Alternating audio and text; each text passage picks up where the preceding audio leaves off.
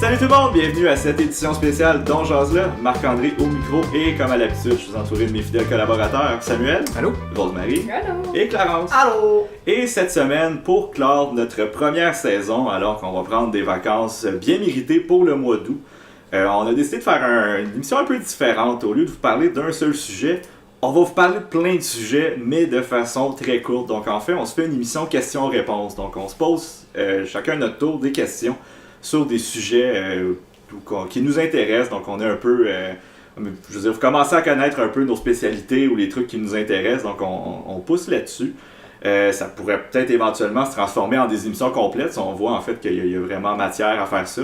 Donc c'est un espèce d'hommage aussi au podcast 3 bières par la bande, sans vouloir non plus voler leur show.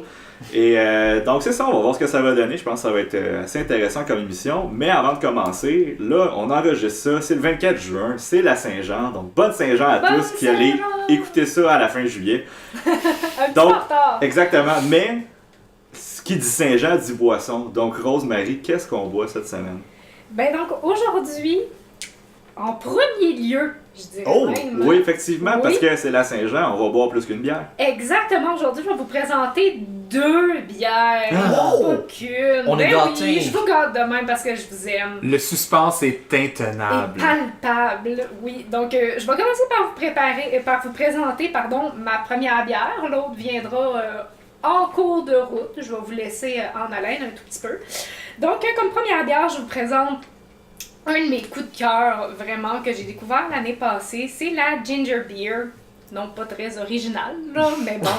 De la microbrasserie du Lièvre, qui se situe à Mont-Laurier.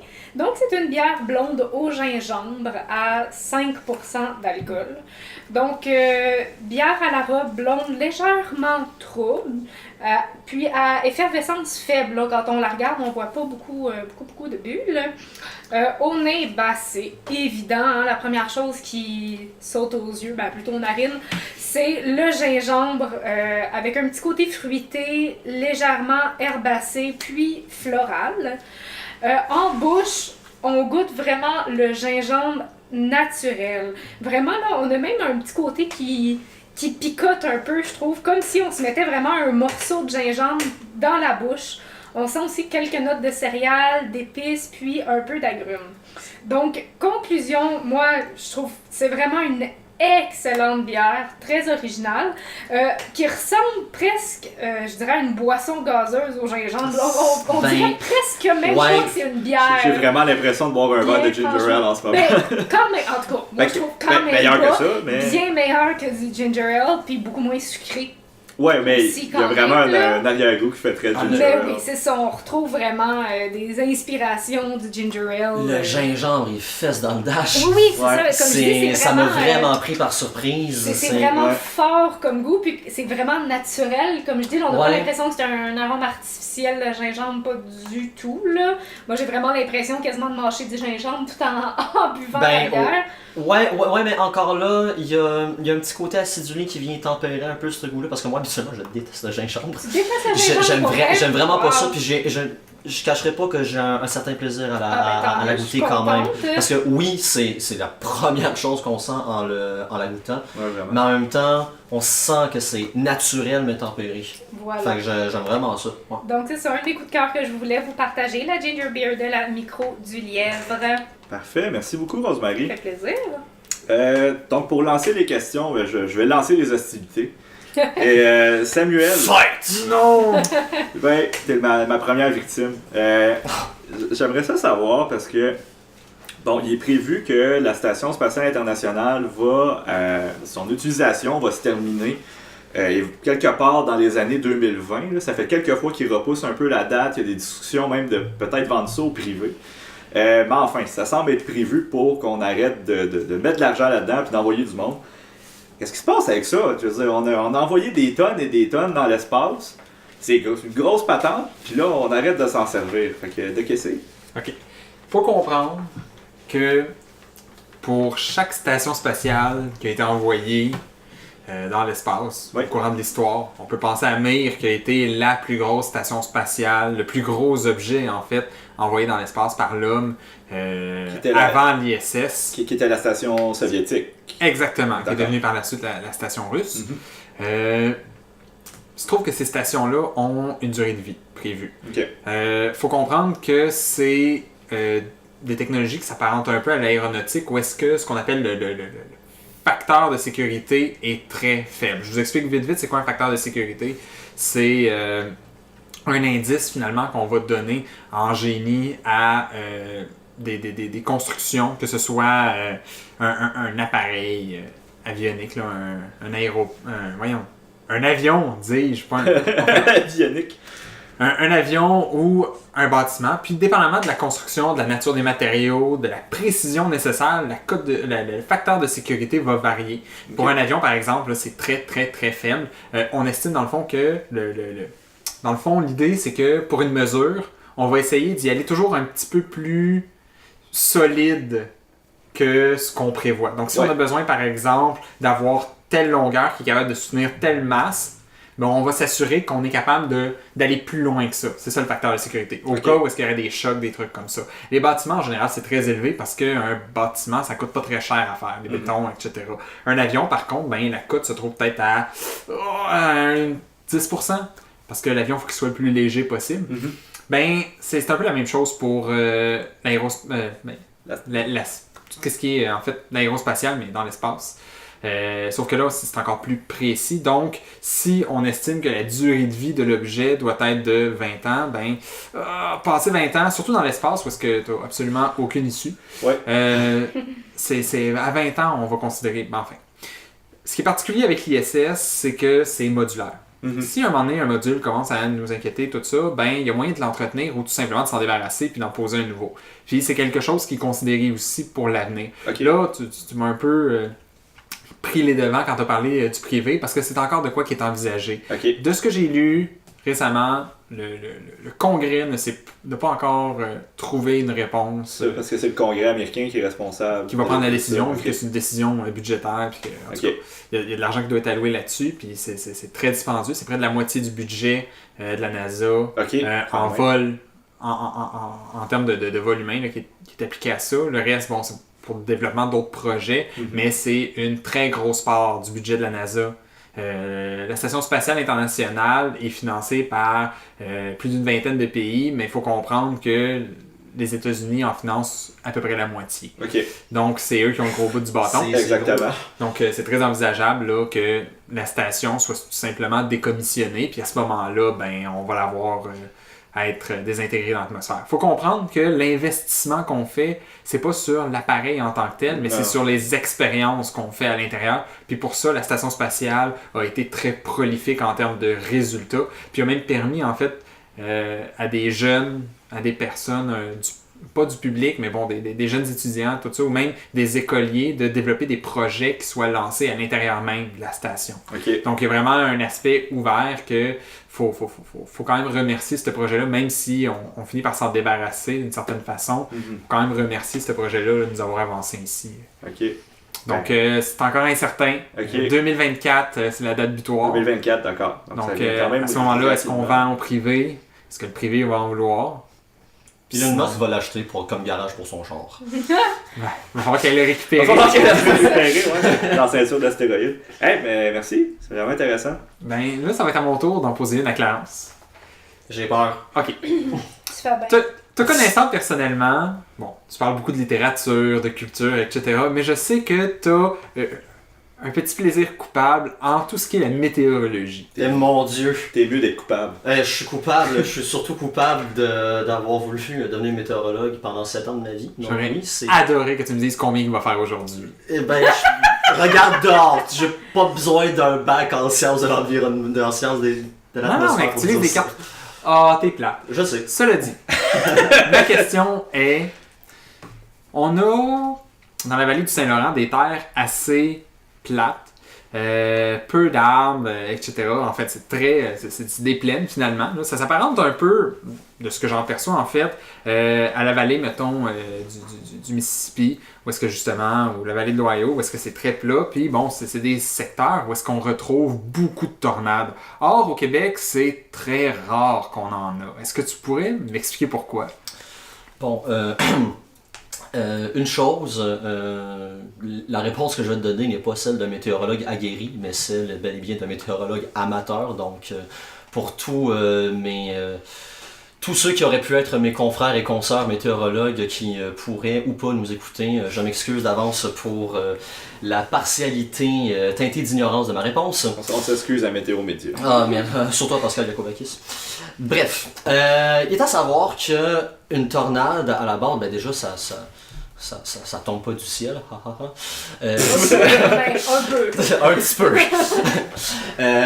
La tornade, elle émane d'un nuage, naturellement. Donc, et ce qui va créer le mouvement oscillatoire de la tornade, c'est un mouvement oscillatoire qui naît d'abord dans le nuage. Le nuage, comment il se forme, en fait, le nuage qui va éventuellement donner naissance à la tornade, comment il se forme, c'est lorsqu'une masse d'air chaude rencontre une masse d'air froide et que les perturbations à l'intérieur des nuages qui composent ces masses d'air-là se rencontrent de manière assez violente et le mouvement oscillatoire assez fort pour créer cette circulation d'air-là qui, à un moment, parce que la pression va être la pression et le poids du nuage va être trop lourd, va aboutir à une espèce d'entonnoir qui va finir par toucher le sol. Après, je serais très mal, je serais très mal placé pour te décrire pourquoi le mouvement de la tornade, le tracé de la tornade suit le tracé qui suit effectivement, mais c'est un autre détail.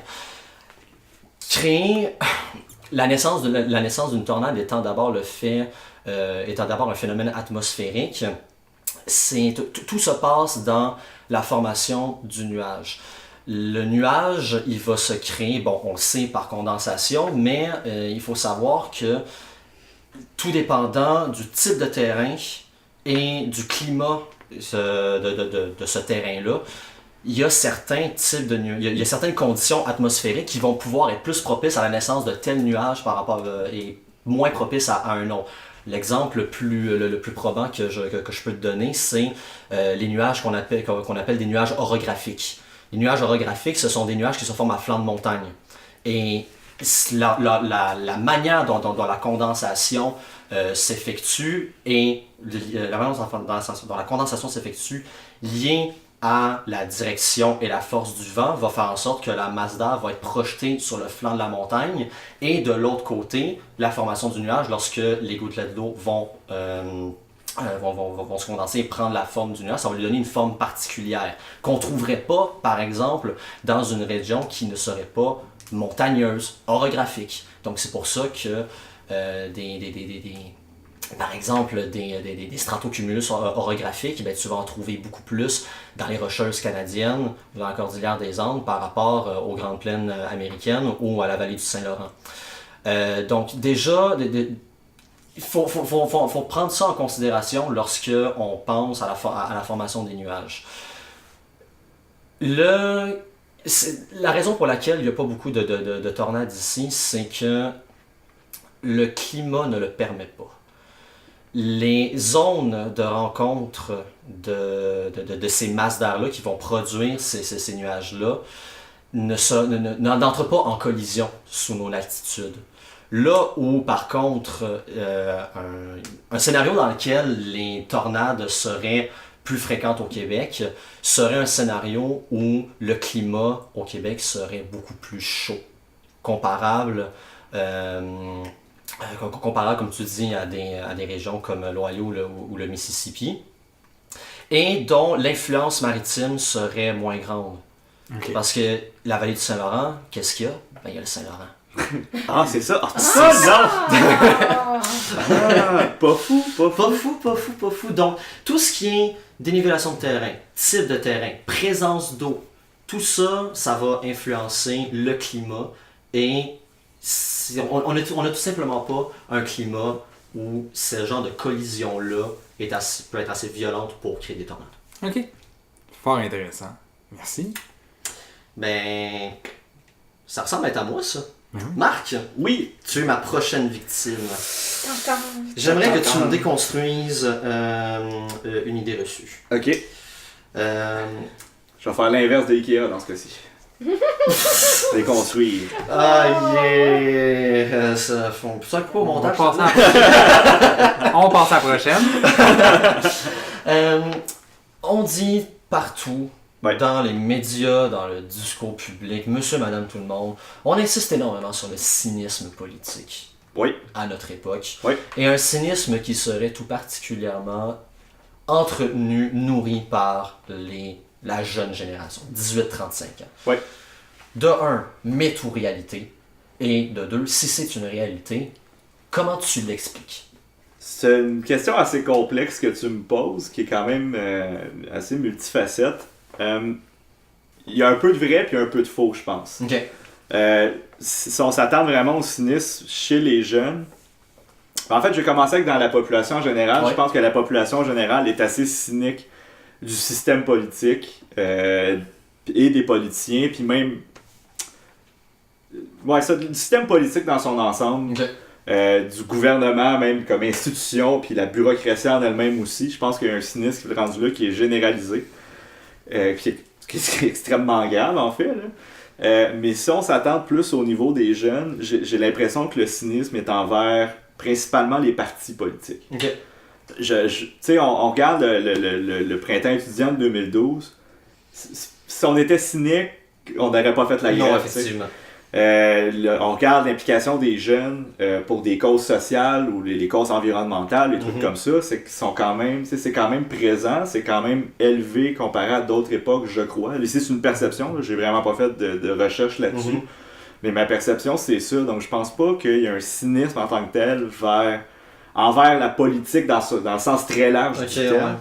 Mais je pense plus que le cynisme est envers vraiment les partis politiques et les politiciens dans une certaine mesure. Encore là, il y a des exceptions.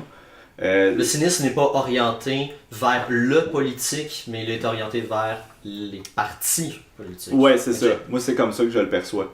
L'impression justement que ces partis-là ne s'adressent pas aux jeunes, parce que la plupart le font pas vraiment non plus. C'est pas ça qui est payant pour eux. Pourquoi? Parce que les jeunes votent pas. Pourquoi les jeunes votent pas? Parce qu'on s'adresse pas à eux. Donc, on a ici un beau cercle vicieux qui alimente ce cynisme-là envers les partis. Mais en tant que tel, on le voit quand c'est question de se mobiliser à travers la société civile, c'est encore présent. Puis je pense qu'il y a quand même un certain espoir de la part de notre génération pour un meilleur futur. Mais est-ce que ça va passer par les partis politiques et surtout est-ce que ça va passer par les partis politiques traditionnels au Québec? Ben, moi j'ai des doutes. Il va falloir que ces partis-là se renouvellent s'ils veulent rester pertinents. Ou ils vont s'effondrer, puis d'autres vont prendre leur place. Puis... Mais rendu là, est-ce que rendu là, il y aurait... Va-t-il y avoir un changement de paradigme? Est-ce qu'il va y avoir un changement de paradigme? Puis la question est là. Puis je vois mal comment on pourrait avoir un changement de paradigme bientôt. Je vois mal comment on pourrait avoir un changement de paradigme dans le cadre constitutionnel canadien aussi. Ben, cette chute-là, on la voit déjà un peu dans la mesure où est-ce que, par exemple, des partis plus traditionnels comme le Parti québécois ont beaucoup de difficultés à aller chercher des nouveaux membres, des nouveaux appuis. Le Parti libéral aussi il est très épuisé présentement. Fait qu'on voit que c'est plus les nouveaux partis. Puis je pense que sans être un parti de jeunes, il y a une attraction envers la CAQ parce qu'il se distingue dans une certaine mesure, exactement, par leur nouveauté, par la fraîcheur qu'ils représentent. Là, l'attrait, Exact. Puis sinon, il y a Québec solidaire aussi qui réussit à aller chercher un peu de monde tout en restant marginal ou marginalisé dans une certaine mesure aussi. Mais qui ont quand même une base aussi qui est plus militante que la moyenne. Tout à fait. Pour regarder leur grosseur. Entre autres, ce qui vient quant à moi montrer justement qu'il n'y a pas nécessairement de cynisme de la part des jeunes, qui n'est pas généralisé. Je pense que QS est allé chercher beaucoup de monde justement en allant chercher quelqu'un comme Gabriel Nadeau-Dubois. Ils sont allés chercher beaucoup de jeunes qui avant ça n'auraient pas été dans un parti politique. On a vu le même phénomène avec Option nationale en 2012-2013 avec Jean Martin Hassan. Tout à fait. Donc je pense qu'il y a de l'espoir à ce niveau-là. Mais c'est ça, ça va être de voir est-ce que ça va être au point de causer un changement de paradigme ou si éventuellement s'il y a juste un gouvernement ou un parti politique qui vient vraiment plus s'adresser aux jeunes, est-ce que ça peut être assez pour régler ce problème-là? Là, c'est une question ouverte puis j'ai pas la réponse. Non, mais les éléments de réponse sont probables. Tu parlais d'espoir, moi j'ai l'espoir de boire davantage, mais j'aimerais boire informé. Rosemary, qu'est-ce que l'IBU? Et ouais. je vous en ai malheureusement pas vraiment parlé au cours de la saison. Je m'en excuse. Je vais essayer de rectifier le tir pour la saison prochaine. L'IBU, dans le fond, c'est dans le domaine de la bière, on va le préciser. C'est un acronyme pour International Bitterness Unit. Donc, on parle vraiment d'une unité qui calcule l'amertume d'une bière. On voit ça de plus en plus sur les bouteilles de bière, principalement des bouteilles de bière de microbrasserie.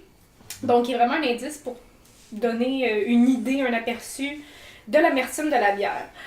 C'est une échelle qui s'étend majoritairement sur une échelle de 0 à 100. Mais je crois, là, je suis pas certaine, mais je crois que ça peut dépasser 100. Je pense que j'ai déjà vu des cas de bière qui se rendent comme jusqu'à 150 IBU. Mais c'est très rare. Du vinaigre, Non, on se tient vraiment entre le 0 puis le 100 habituellement. Pour vous donner une petite idée, la plupart des bières plutôt commerciales, puis là, je pense que je prends cette information-là plus pour les bières des États-Unis, mais ça, c'est en anglais, fait que je me doute que c'est peut-être plus visé vers les États-Unis, mais la plupart des bières très très commerciales là, ont un IBU qui tourne autour de 16. OK. Ça peut vous donner une petite idée. Okay. Donc, l'IBU, c'est pas un calcul qui est fait par des experts en bière qui dégustent la bière puis qui lui attribuent un IBU, comme, pour être franche, je pensais avant de faire mes petites recherches. Eh bien non, pas du tout. C'est un calcul scientifique basé sur une analyse au spectrophotomètre. Donc un spectrophotomètre, pour ceux qui ignorent c'est quoi, c'est un appareil qui sert à mesurer la capacité d'une substance à absorber la lumière qui la traverse.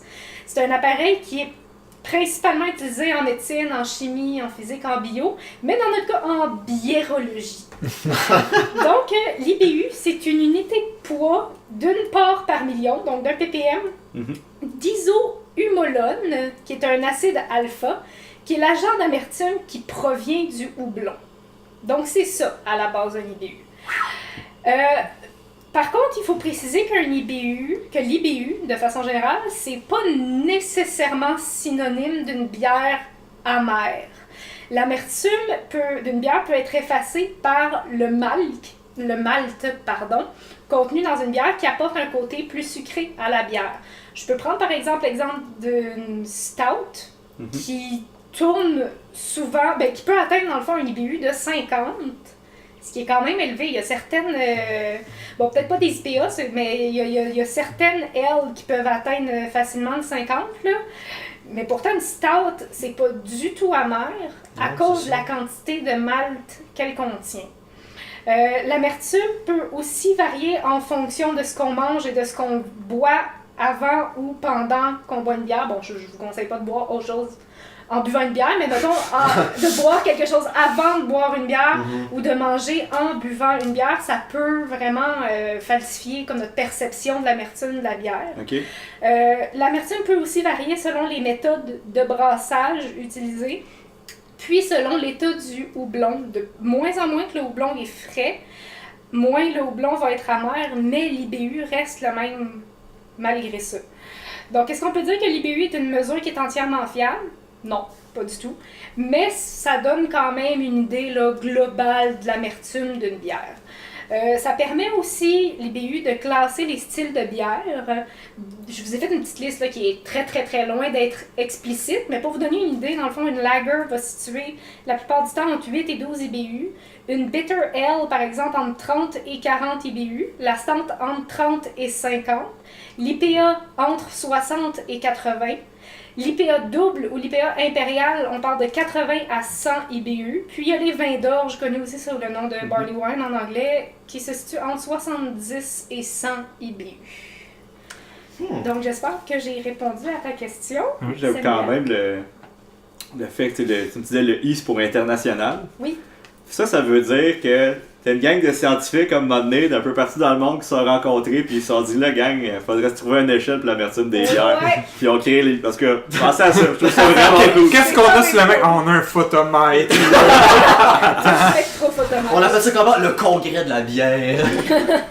Non, mais c'est un truc que j'aime bien dans cette espèce de caractère que c'est pas une science exacte, l'IBU, c'est que... C'est une science exacte, en fait, le calcul est exact. Oui, mais... ok, ouais, mais que, ok, c'était mal construit. Malgré ça, ça tue pas l'expérience de goûter la bière.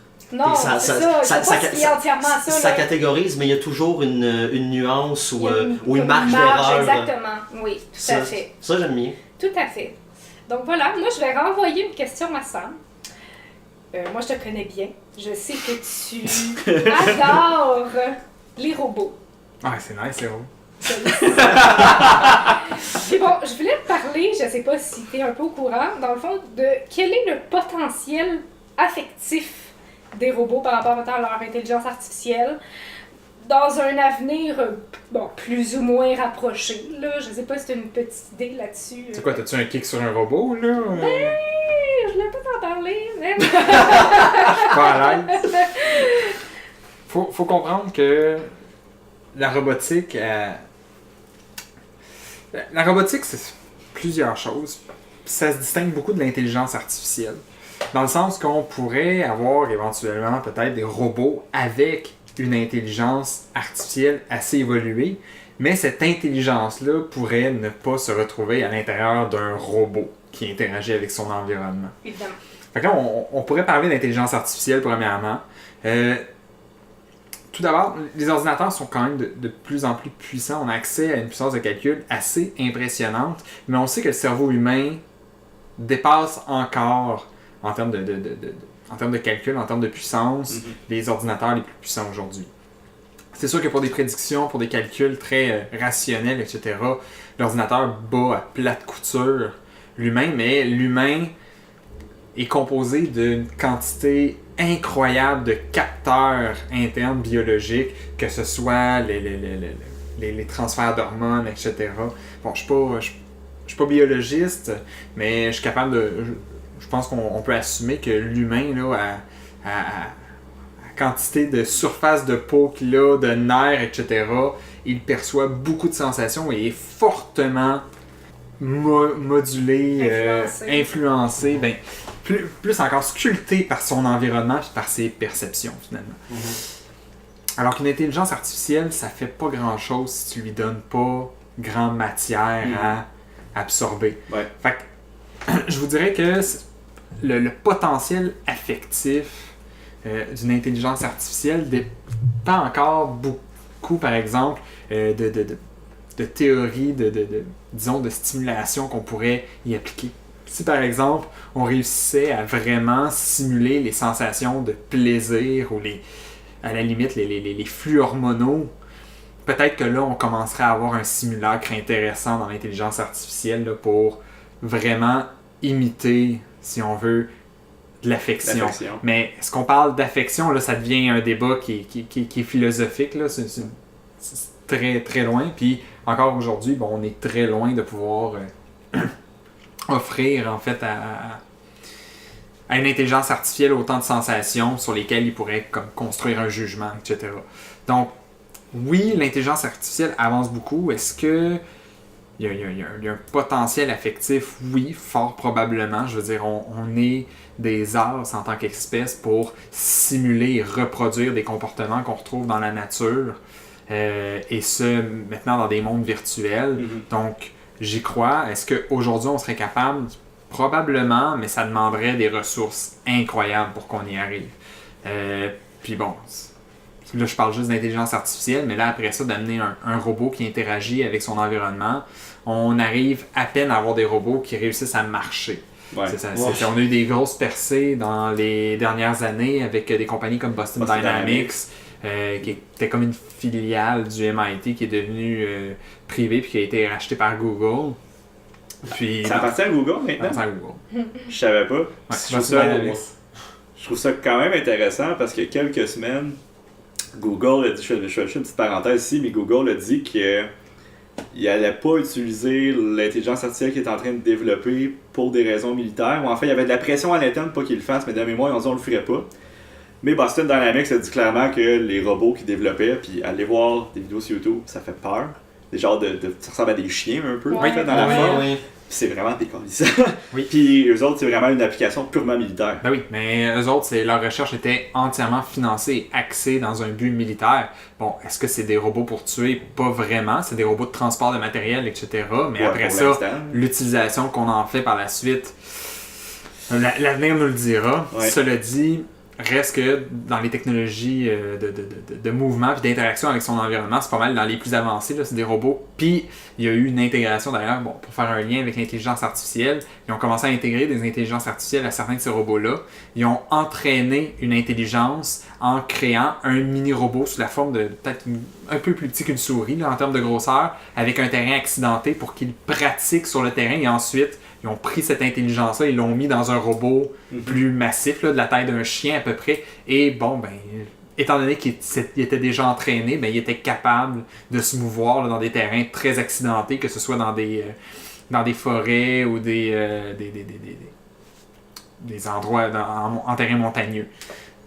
Fait que tout ça pour dire que oui, il y a des avancées, mais le potentiel affectif des robots est encore très limité présentement. Encore est-il que dans un avenir rapproché, on va peut-être voir apparaître l'ordinateur quantique qui va permettre de briser les barrières que les processeurs présentement nous causent. Ne peuvent pas franchir. Ne peuvent pas franchir par la taille des transistors à l'intérieur de ces processeurs-là. Lorsqu'on va avoir franchi cette limite-là, puis surtout avec l'ordinateur quantique, je pense qu'on va avoir atteint, on va avoir tout un monde encore à découvrir. Ça risque d'être plus rapide, en fait, pour qu'on voit un robot nous tuer que de nous donner un câlin qui semble sincère. Fort, Oui. Merci beaucoup, Sam. Très bonne réponse, vraiment, qui a dépassé mes attentes, bien franchement. Là, je vous arrête maintenant. Fini. Oui. Parce que là, ben c'est le temps d'une autre bière, mes Yes! chers. Yes. Oh, que que oui. oui. Puis là, pour la dernière de la saison, j'ai fait une exception, je vous dirais. J'ai été vous chercher une IPA. Vous savez à quel point moi je ne suis pas très IPA. Ah, je t'aime. Mais je le sais, je le sais. C'est pour ça que je le fais.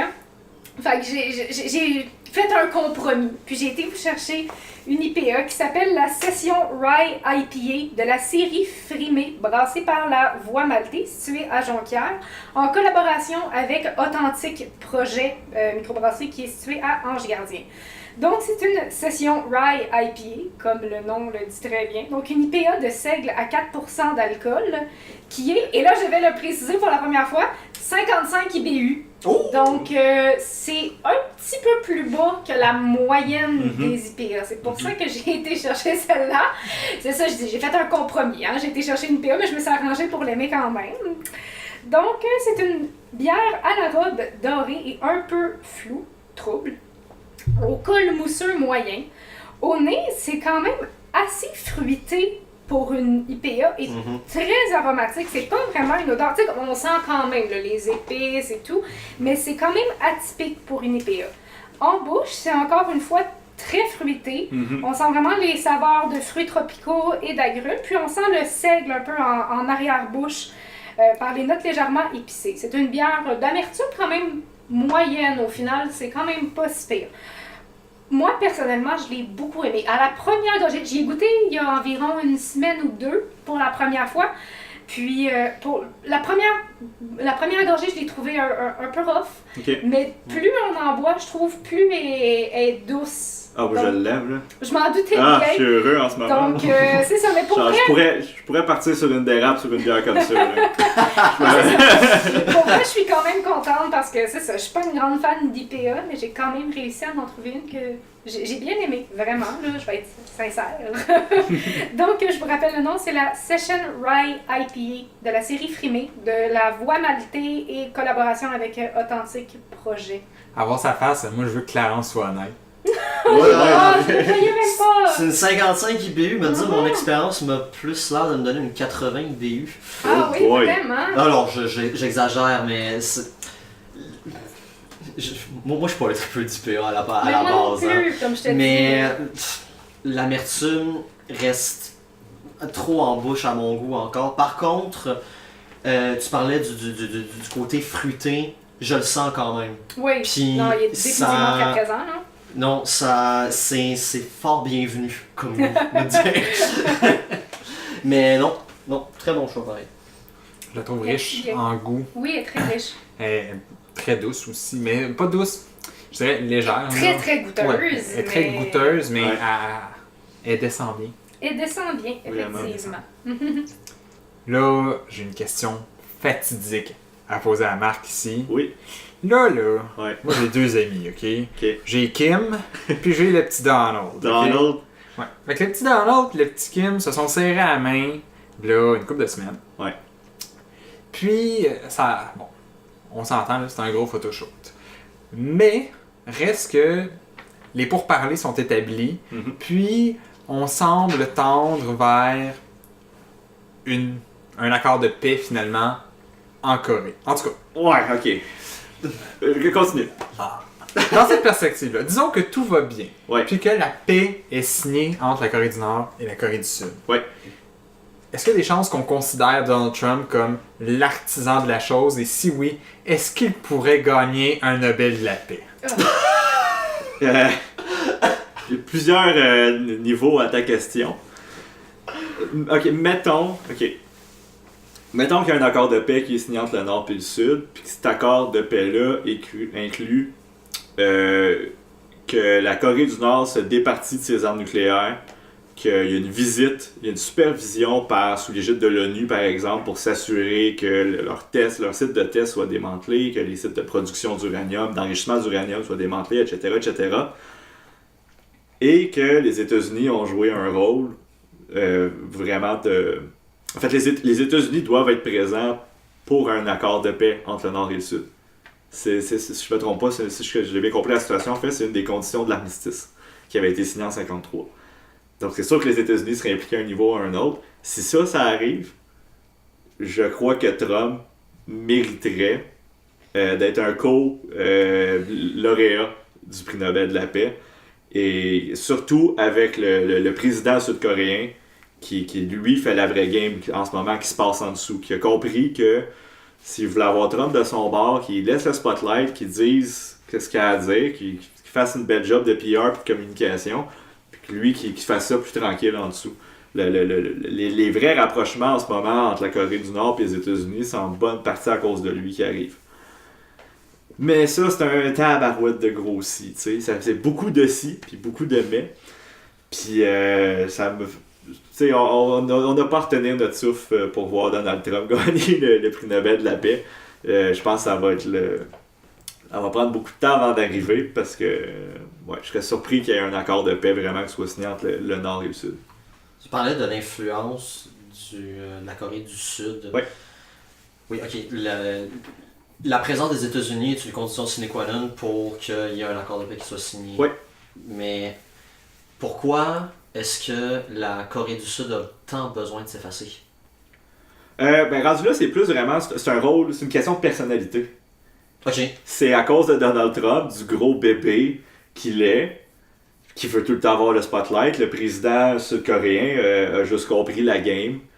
Le président Moon a juste compris la game que il était mieux de le laisser en avant, puis de dire que c'est grâce à lui que tout se faisait, puis lui de se fermer la gueule, puis de laisser ça aller. Mais au Fait final, que c'est juste un gros geste de diplomatie. mais au final, ce serait lui le véritable artisan. Si je puis Un dire. des artisans, je veux dire, faut pas réduire ça à une personne non plus. Ok. Puis rendu là, je veux dire, c'est sûr que si ça arrive, le gouvernement américain va avoir joué un rôle là-dedans. Puis il est représenté par qui ce gouvernement-là? Par Donald Trump. Donc est-ce que c'est lui personnellement qui mériterait d'avoir le Nobel? Ben là, j'ai des méchants doutes avec juste la façon qu'il gouverne en ce moment. Mais ça serait lui qui l'aurait, puis ça serait justifié par son rôle de représentant du gouvernement américain.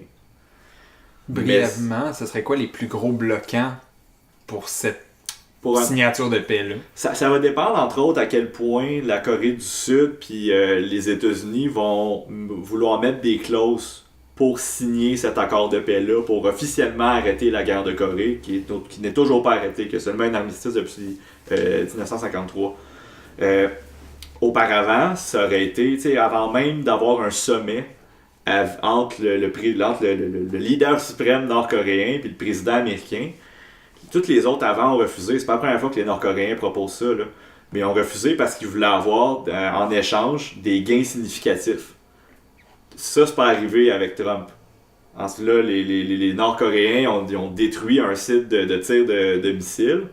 Mais ce qu'on les experts occidentaux pensent, c'est que ce site-là a été détruit ou fortement endommagé dans un de leurs tests de l'automne dernier. Fait qu'il était déjà probablement pas utilisable. Fait que c'est juste un gros coup de bluff au final, probablement. Mais donc, avant même d'avoir un sommet comme il y a eu à Singapour le 12 juin, il aurait fallu déjà que le Nord, justement, donne en échange, justement, un accès à ces endroits-là, ces endroits-là pour les tests nucléaires, pour l'enrichissement de l'uranium et tout ça. Donc, un accès vraiment à son programme nucléaire. Donc là, déjà là, ça s'est pas fait en ce moment pour seulement un sommet. Est-ce que les Américains puis les Sud-Coréens vont vraiment pousser pour une dénucléarisation complète de la péninsule? Ben peut-être pas, tu sais. Fait que t'aurais peut-être un accord où les deux seraient plus en guerre, mais qu'il y aurait encore un risque qui serait quand même présent, que les Américains seraient peut-être encore présents en Corée du Sud, puis que les Nord-Coréens auraient peut-être encore leur arme nucléaire. Mais rendu là, oui, t'as un accord de paix, mais ta situation est loin d'être réglée pour ce qui est de la région, là. Fort intéressant, merci. Je suis plaisir. Satisfait de cette... J'aime toujours ça de parler de la Corée du Nord. Projet d'y aller? J'aimerais ça, mais c'est compliqué. Oui. Pas que j'ai pas regardé, mais c'est compliqué. J'aimerais ça. Je te connais assez que je te crois. Tant que je travaille au gouvernement fédéral, je pense pas que je pourrais. Je pense que je parlerais à Jeff. Effectivement. Mais clairement, c'est à mon tour de te poser une question. Une question qui est peut-être en deux, si ce n'est pas trois volets. Ouais, c'est correct, j'aime ça quand c'est compliqué. Qu'est-ce qui fait qu'on définit les différentes périodes littéraires? Donc, par exemple, le romantisme ou le classicisme en littérature, un truc comme ça. Puis combien de temps ça prend pour avoir le recul pour définir ces périodes-là, en général? Ben, déjà, ça, c'est mon premier volet. Ok, c'est bon. Ben, je peux répondre tout de suite. Oui. Ben, déjà, je trouve ça intéressant que tu parles de recul, parce que déjà, le romantisme que tu dis, pour reprendre cet exemple-là, c'en est un très très bon. Il n'y a pas quelqu'un qui s'est réveillé un matin puis qui a dit « Ok, aujourd'hui, on est dans le romantisme ». Non. Il n'y a personne qui a dit ça. Ce sont des frontières, des frontières temporelles des genres littéraires sont extrêmement malléables. Pour un souci d'éducation, on donne des dates, mais c'est toujours très, très, très relatif. Ce qui va faire qu'on va définir un genre de telle manière, ça va être à partir de tendances. Les tendances d'écriture chez des auteurs ou des autrices qui représentent, dans le fond, comme je dis, une tendance, que ce soit un thème, un type d'écriture, les ruptures de ce qu'effectuent ces auteurs-là par rapport à ce qui les précédait. Ça, c'est valable pour la littérature, mais c'est valable pour tous les courants artistiques. Donc c'est par l'observation de ces tendances-là, des mouvements aussi, qu'ils soient artistiques, esthétiques ou même politiques, qu'on va être capable de dégager des périodes dans l'histoire de la littérature et que dans ces périodes-là, on va être capable de les définir par telle caractéristique. Pour revenir à l'exemple du romantisme, l'un des traits majeurs qui le distingue de, par exemple, le 18e siècle, le siècle des Lumières, c'est un retour au folklore médiéval. Alors que le siècle des Lumières, écoute, faudrait que je retourne dans mes manuels d'histoire littéraire, mais l'expression Moyen-Âge, je pense qu'elle nous vient des Lumières, ou à tout le moins de la Renaissance. Okay. Mais le mouvement romantique a décidé de se réapproprier de ce folklore-là et de l'utiliser dans ses textes les plus marquants. Et c'était une tendance que l'on a observée dans cette période-là, début du 19e siècle en France, fin 18e en Allemagne. Et donc c'est à partir de ça. Et le recul, c'est vraiment pas une science exacte. Okay. Le recul, je serais moi-même incapable de te dire quand on a décidé que le romantisme français commençait au début du 19e siècle en France et que Victor Hugo, Alphonse de Lamartine et Georges Sand en étaient des grands représentants. Donc le recul, Je pense pas vraiment qu'il y a de réponse. Okay. Qu'il y a de réponse à ça. Ou sinon, s'il y en a une, moi personnellement, je la trouverais trop esthétiquement biaisée, voire même trop idéologique pour en parler. T'sais, le romantisme est autant un mouvement que le mouvement des dégénérés qu'a proclamé le régime nazi sous Adolf Hitler. Théoriquement, ces deux mouvements-là, ces deux courants esthétiques-là, répondent à la même méthode puis au même précepte de définition. Donc, le recul c'est très subjectif là aussi. Puis le deuxième volet maintenant, c'est est-ce que tu penses que c'est encore faisable d'établir ces périodes-là quand même relativement larges pour la période contemporaine, considérant que les gens sont assez éclectiques, qu'on sait maintenant, dans la littérature québécoise, on va être influencé par ce qui se passe à l'autre bout du monde, par l'interconnexion. Clairement. C'est juste qu'ils vont peut-être pas se baser sur les idées ou ils vont peut-être pas s'incarner dans le cadre dans lequel on pense. Mais je peux te confirmer qu'en ce moment, à l'Université de Montréal, il y a un groupe de chercheurs et de chercheuses qui s'attardent à définir le mouvement, la direction qu'a emprunté la littérature québécoise entre 2000 et 2015. OK. Oui, je t'assure que c'est en train de se faire. Et pour continuer sur cet exemple-là, l'une des pierres angulaires de la définition de cette mouvance-là, de 2000 à 2015, c'est l'apparition de certaines maisons d'édition. Alors que, je parlais de tendance, les tendances peuvent se trouver, oui, dans les textes, mais elles peuvent aussi se trouver dans l'institution elle-même. C'est vrai en littérature, c'est vrai en peinture, c'est vrai en sculpture, dans tout phénomène, dans toute histoire esthétique. Dans le cas de la littérature québécoise de 2000 à 2015, c'est, je dis une pierre angulaire, c'est l'apparition dans cet espace temporel-là de maisons d'édition qui étaient en totale rupture de la philosophie éditoriale qui avait cours au Québec depuis la Révolution tranquille. Et de sentir que cette institution-là initie ou abrite un certain mouvement, ça va aider à la définition.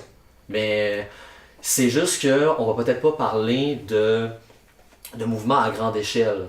C'est-à-dire que je serais pas prêt à dire, par exemple, que y a je sais pas moi, mais je dis n'importe quoi, là, mais mettons, il y a un romantisme dans la littérature québécoise au 21e siècle. Ben, c'est pas un mouvement, c'est une tendance, mais les assises de cette tendance-là sont pas assez solides pour le définir en tant que tel. Très souvent, ça va être influencé même par des facteurs extérieurs. La poésie du pays, dont Gaston Miron est la principale figure de proue, c'est fortement influencé par le contexte sociopolitique québécois dans les années 60-70. Donc, un paquet de facteurs quand on prend compte. Mais ces facteurs-là, cette multiplicité-là, fait en sorte que c'est encore possible aujourd'hui. OK. Ah ben merci beaucoup. Donc voilà. Je me sens moins niaiseux. Donc, hey, ça m'inspire. Vas-y. On parle de texte, de langue, tout ça. Rose. Oui. Allô. Déjà. T'es traductrice, toi, dans la vie. Oui, en effet. Et il y a, un peu comme le caractère de la question que j'avais posée à Marc-André un peu plus tôt, le milieu de la traduction est, corrige-moi si je me trompe, mais reconnu pour avoir un rapport assez conservateur à la langue, et tout particulièrement à son évolution. Ce qui, dans une certaine mesure, peut se comprendre parce que l'objectif d'un traducteur, c'est tout le temps de restituer un texte dans une forme B, un texte A, dans ce qu'il a de plus fidèle. Oui. Donc, on se comprend qu'il y a besoin de se mettre dans de rentrer dans le moule. Mais la langue, c'est pas quelque chose de statique, c'est quelque chose qui évolue. Donc, c'est quoi quel rapport les traducteurs et les traductrices entretiennent avec l'évolution de la langue? Je dirais qu'il n'y a pas vraiment de consensus là-dessus. C'est sûr que ça dépend vraiment... ça dépend de tous et chacun. Mm-hmm. Moi, je peux te parler de moi, mais je vais commencer par faire un petit résumé dans le fond de la situation. Comme tu l'as dit, l'important, c'est vraiment de rendre un texte en langue source, de le rendre en langue d'arrivée qu'il n'y ait aucune erreur, vraiment, que ce soit des erreurs de traduction, premièrement, mais aussi des erreurs de français, de grammaire, d'orthographe, de style, de peu importe. Je dirais que pour les traductions, la graphie traditionnelle, autant que la graphie rectifiée, est correcte. Moi, dans mes cours, on pouvait utiliser un ou l'autre, tant qu'on précisait au professeur si on utilisait la graphie rectifiée.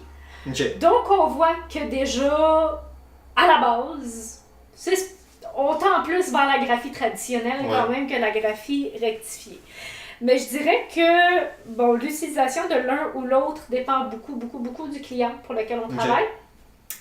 Si le client n'a pas de préférence, je pense que la majorité des traducteurs vont tendre vers la graphie traditionnelle. Mais comme je dis, c'est pas tant notre décision. Ça dépend vraiment du client. Moi, je peux te dire que je traduis toujours avec la graphie traditionnelle. J'écris toujours avec la graphie traditionnelle. Premièrement parce qu'on fait comme ça à mon travail, mais je dois avouer que dans mes cours, j'ai toujours utilisé la graphie traditionnelle. Fait que oui, il y a peut-être un petit côté conservateur quand même.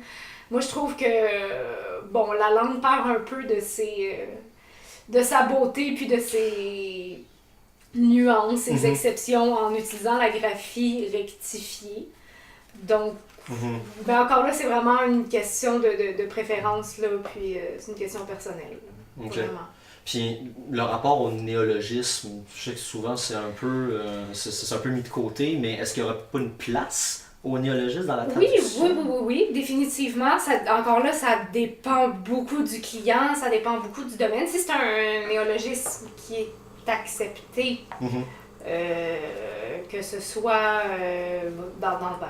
en général, il nous faut plus qu'une source, là, mais que ce soit par l'Office québécois de la langue française, déjà, si un néologisme est accepté, en général, c'est déjà une bonne source.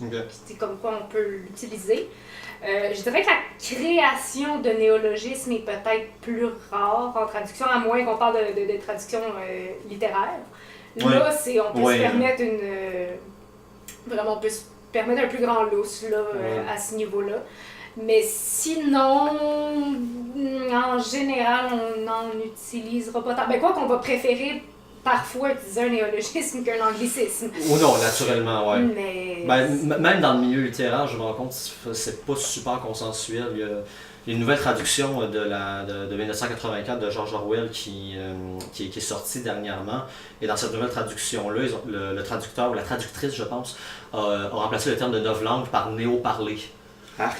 Ouais, c'est la réaction que j'ai eue. Surtout considérant le fait que novlangue, c'était l'exemple que je voulais sortir de néologisme, là, il a été adopté, il est devenu en fait une expression, c'est un élément de culture, c'est un mème. Pourquoi utiliser une nouvelle traduction alors qu'il y en a déjà une qui a été... Ça, je peux comprendre. La traduction en question n'est pas fautive. Non, je parle de la traduction de ce terme-là. De ce terme-là, oui, non. C'est ça. Moi, le choix est questionnable, mais dans cette même traduction-là, le temps utilisé, c'est plus le passé simple, c'est le présent. Ça signifie quelque chose. Ça, c'est mais remplacer novlangue par néo-parler. Mais, c'est ça. L'utilisation créer un néologisme alors qu'il y a déjà un mot qui existe pour ça en traduction. Mais comme je dis, là, c'est de la traduction littéraire. Fait comme je dis, on peut s'en permettre davantage, mais outre ce domaine-là, pas vraiment. Non. Ça répond à ta question? Tout à fait. OK. Tout à fait. Parfait. C'est de manière assez inattendue d'ailleurs, mais oui. Ah oui? Tu t'attendais à quoi pour le fun? Je sais pas, je me faisais peut-être une idée préconçue justement d'un milieu très carré, très hermétique. Hermétique dans ses rapports à cette question-là. Non, pas tant que ça. Je dirais que l'important c'est de ne pas faire d'erreur, tout simplement. Donc, graphie traditionnelle, graphie rectifiée, c'est pas des erreurs ni un ni l'autre. Faut juste rester constant par contre, ça c'est important. Ah oui. Si au cours d'un texte on utilise la graphie traditionnelle et la graphie rectifiée, ça fonctionne pas. Il faut rester constant et uniforme. Là.